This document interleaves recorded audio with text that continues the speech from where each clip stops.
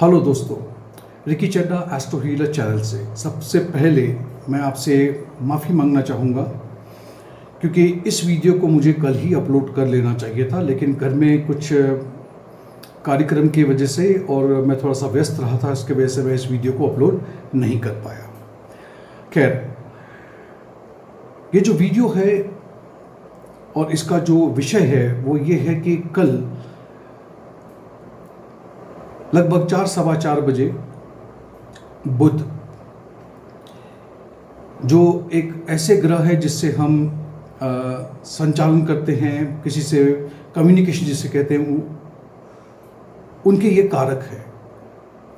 अब अस्त होने का मतलब ये हुआ कि सूर्य के बहुत करीब आ जाना और कोई भी ग्रह उनका जो भी कार्य तत्व होता है वो रास्ता भटक जाते हैं, यानी कि इसे हम सिग्निफिकेटर कहते हैं। सिग्निफिकेशन जो होता है वो उसका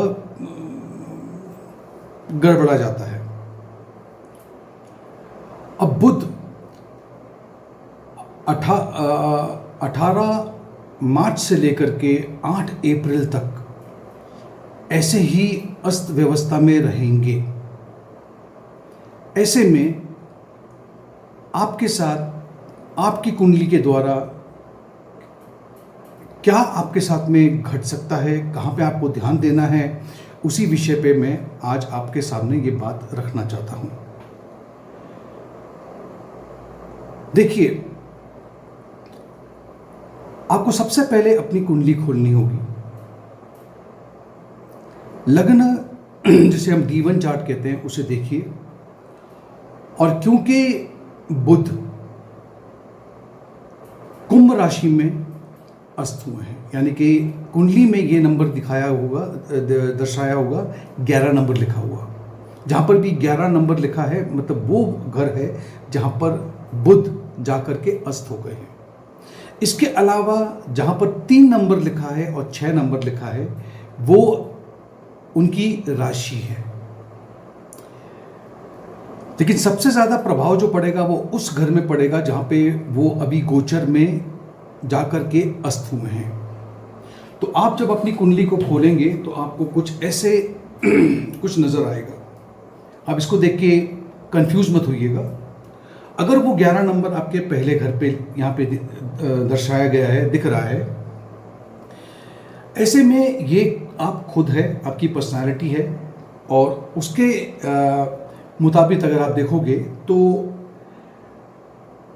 आपको अपने आप में एक कंफ्यूजन सा रहेगा।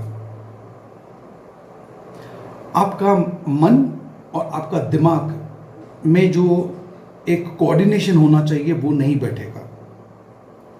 अगर 11 नंबर आपका यहाँ पर दिख रहा है आपकी कुंडली में, तो ये जो घर है इसमें आपका कुटुंब है, इसमें आपका पैसा है, जो आपने पैसा जैसे बैंक में रखते हैं हम पैसा, उस तरह का यहाँ से आवक होती है और यहाँ पे जमा होता है। यहीं से आपकी आंखें और आपके मुंह के बारे में विचार किया जाता है। तो ऐसी स्थिति में आप देखोगे कि कम्युनिकेशन इस जगह पे गड़बड़ा जाएगा, यानी कि आपको अपने बैंक के स्टेटमेंट्स चेक करने होंगे। कुटुंब में बात करते वक्त ध्यान रखना होगा कि ऐसी कोई बात ना कर बैठो जिसकी वजह से चीज़ें गड़बड़ा जाए।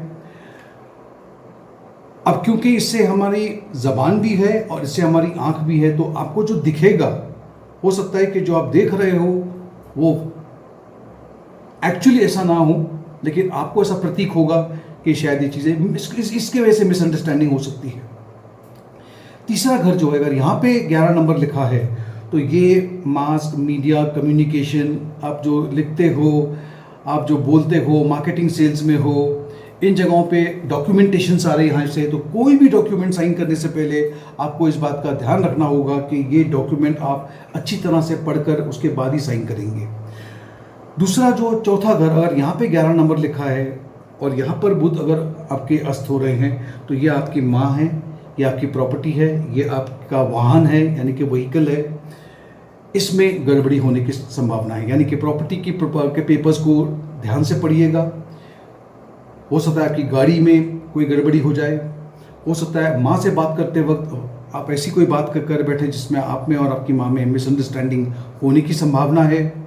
पांचवा घर जो है यहाँ पे आपके बच्चे, यहाँ पे आपका प्यार यानी कि रोमांटिक पार्टनर, और यहीं पे स्टॉक मार्केट देखा जाता है। कितना भी आप एक्सपर्ट क्यों ना हो, स्टॉक मार्केट में हो सकता है कि आपका जो एक्सपीरियंस है, इतना सारा एक्सपीरियंस होने के बावजूद भी आप कहीं पे कुछ गड़बड़ कर बैठो।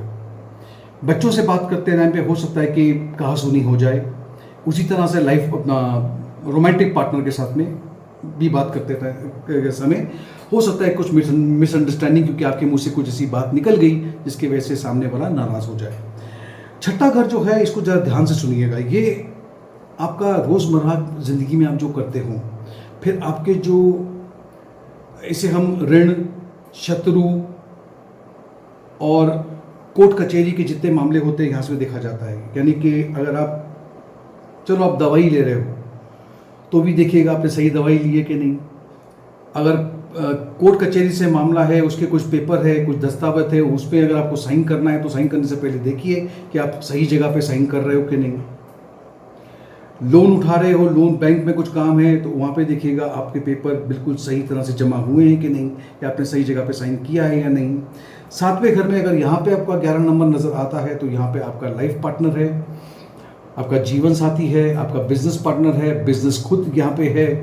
तो यहाँ पर भी आपको अपने बिजनेस पार्टनर के साथ या अपने लाइफ पार्टनर के साथ में बोलचाल करते वक्त कुछ ऐसी बात निकल सकती है जहाँ पे मिसअंडरस्टैंडिंग हो सकती है।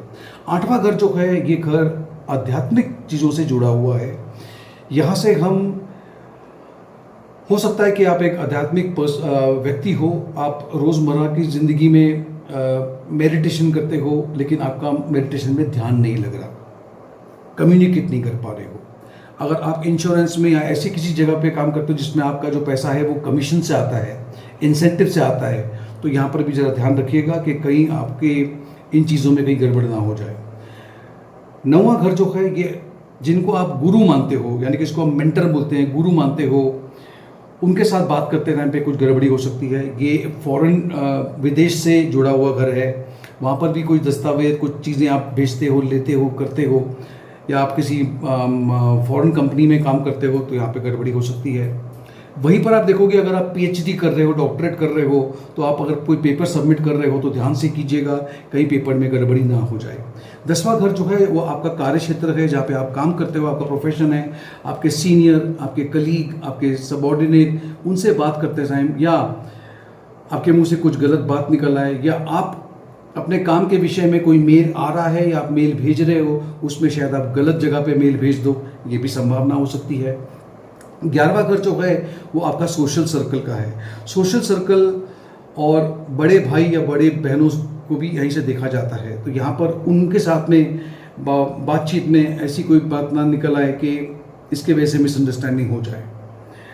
12वां घर फिर से फॉरेन कंट्री से ये 2 घर जुड़े हुए हैं, तो अगर आप विदेश से कोई संपर्क करते हैं या आप इंपोर्ट एक्सपोर्ट में काम करते हैं या वहाँ से आपके इनवॉइसेस आते हैं या आपके कोई पेपर्स आते हैं, उसको ज़रा ध्यान से पढ़िएगा। 12वां घर